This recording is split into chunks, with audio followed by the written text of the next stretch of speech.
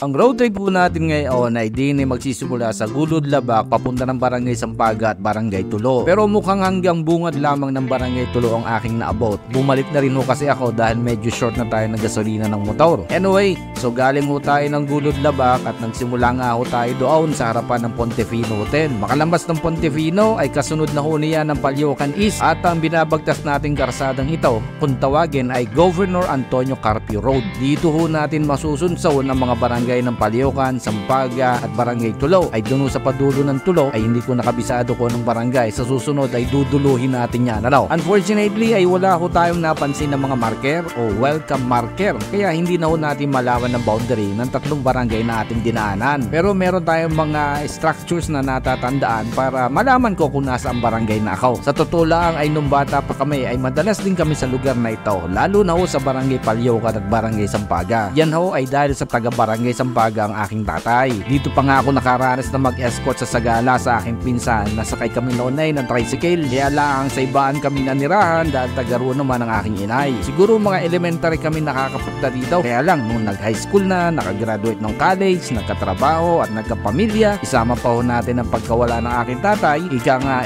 talagang madalang pa sa patak ng ulan na nakakabalik ako din eh. Pero alam ko talaga ay maraming kamag-anak kami dito sa Sampaga. Abot pa nga talaga yan ng Barangay Tulo. Yung tanda ko, ang mga kamag-anak namin dito sa Sampaga ay yung mga Perez, Cantre, Soriano at Abalos. At tanda ko rin na naging kapitan ng Palyokan ng aming kamag-anak na si Kuya Egay Abalos. Dapat talaga mabalikan ang mga kamag-anak para makilala din ng aking mga anak. At ang namiss ko talaga dito sa tatlong barangay na ito ay ang pangunguha namin ng Indian Mango at ang Siniguelas.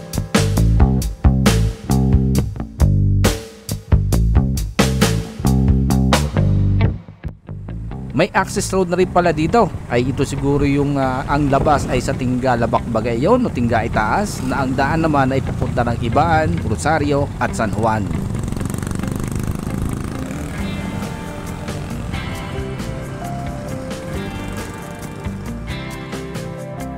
Ay siya, diretso lang muna ho tayo. Basta ang tanda ko ay tumigil tayo sa Barangay Tulo. Diyan ho muna kayo. Ay ingat lagi ho sa biyahe mga kaangas.